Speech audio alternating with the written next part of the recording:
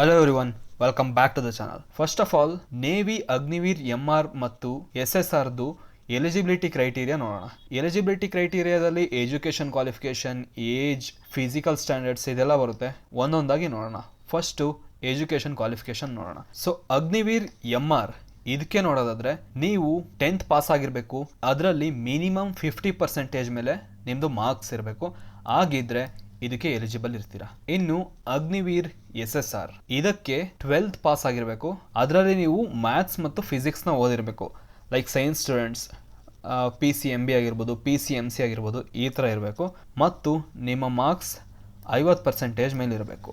ಆಗಿದ್ರೆ ಇದಕ್ಕೆ ಅಪ್ಲೈ ಮಾಡ್ಬೋದು. ಅಥವಾ ನೀವು ಡಿಪ್ಲೊಮೊ ಏನಾದ್ರು ಮಾಡಿದರೆ ಅದರಲ್ಲಿ ಯಾವ್ದ್ಯಾವುದು ಟ್ರೇಡ್ಸ್ ಓಕೆ ಅಂದರೆ mechanical, electrical, automobile, computer science, instrumentation technology, information technology, ಇದರಲ್ಲಿ ಯಾವುದ್ರಲ್ಲಾರು ನೀವು ಡಿಪ್ಲೊಮಾ ಮಾಡಿದರೆ ನಿಮ್ಮದು 50% ಮಾರ್ಕ್ಸ್ ಮೇಲಿದ್ದರೆ ನೀವು ಇದಕ್ಕೆ ಎಲಿಜಿಬಲ್ ಇರ್ತೀರ, ಅಪ್ಲೈ ಮಾಡ್ಬೋದು. ಏನಾದರೂ ವೊಕೇಶ್ನಲ್ ಕೋರ್ಸ್ ಮಾಡಿದರೆ ಅದರಲ್ಲೂ ಕೂಡ ಫಿಸಿಕ್ಸ್, ಮ್ಯಾಥ್ಸ್ ಇರಬೇಕು. ಅದರಲ್ಲೂ ಕೂಡ ನಿಮ್ಮದು ಮಾರ್ಕ್ಸ್ 50% ಮೇಲೆ ಇರಬೇಕು. ಆಗಿದ್ರೆ ಎಲಿಜಿಬಲ್ ಇರ್ತೀರ.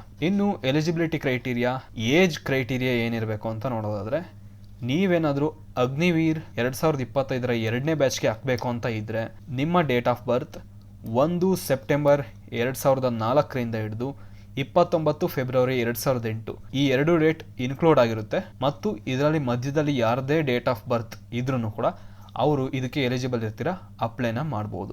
ಇನ್ನೇನಾದರೂ ಅಗ್ನಿವೀರ್ 2026ರ 1ನೇ ಬ್ಯಾಚ್ಗೆ ಅಪ್ಲೈ ಮಾಡಬೇಕು ಅಂತ ಇದ್ದರೆ ಅವರ ಡೇಟ್ ಆಫ್ ಬರ್ತ್ 1 ಫೆಬ್ರವರಿ 2005 ಇಂದ ಹಿಡಿದು 31 ಜುಲೈ 2008 ಇದರೊಳಗಿದ್ರೆ ನೀವು ಅಪ್ಲೈನ ಮಾಡ್ಬೋದು. ಇನ್ನು ಅಗ್ನಿವೀರ್ 2020ರ 2ನೇ ಬ್ಯಾಚ್ಗೆ ಅಪ್ಲೈ ಮಾಡಬೇಕು ಅಂತ ಇದ್ದರೆ ನಿಮ್ಮ ಡೇಟ್ ಆಫ್ ಬರ್ತ್ 1 ಜುಲೈ 2005ರಿಂದ ಹಿಡಿದು 31 ಡಿಸೆಂಬರ್ 2008 ಇರಬೇಕು. ಇನ್ನೊಂದು ವಿಷಯ ಏನಂದರೆ, ನೀವೇನಾದರೂ ಇವಾಗ 10th ಎಕ್ಸಾಮ್ ಅಥವಾ ಇವಾಗ 12th ಎಕ್ಸಾಮ್ ಬರಿತಾ ಇದ್ರೆ ಅಂದರೆ ಈ ವರ್ಷ, ಅವರು ಕೂಡ ಇದಕ್ಕೆ ಅಪ್ಲೈ ಮಾಡ್ಬೋದು.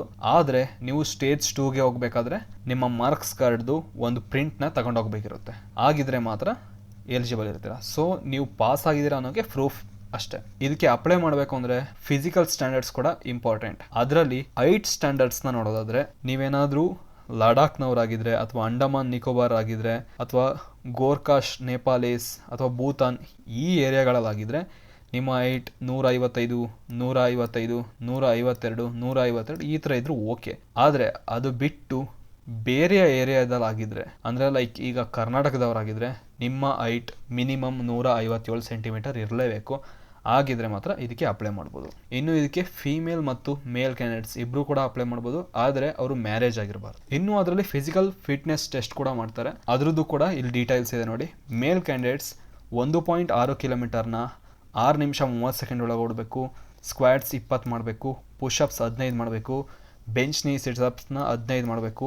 ಇನ್ನು ಫೀಮೇಲ್ ಕ್ಯಾಂಡಿಡೇಟ್ಸ್ 1.6 ಕಿಲೋಮೀಟರ್ನ 8 ನಿಮಿಷದಲ್ಲಿ ಓಡಬೇಕು. 15 ಸ್ಕ್ವಾಟ್ಸ್, 10 ಪುಷಪ್ಸ್, 10 ಬೆಂಚ್ ನೀ ಸಿಟಪ್ಸ್ನ ಮಾಡಬೇಕು. ಈಗಿದ್ರೆ ಮಾತ್ರ ಎಲಿಜಿಬಲ್ ಇರ್ತೀರ. ಸೊ ನೀವು ಇದಕ್ಕೇನಾದ್ರು ಅಪ್ಲೈ ಮಾಡ್ತಿದ್ದೀರ ಅಂದರೆ ಇದನ್ನು ಕೂಡ ಟೆಸ್ಟ್ ಮಾಡ್ತಾರೆ.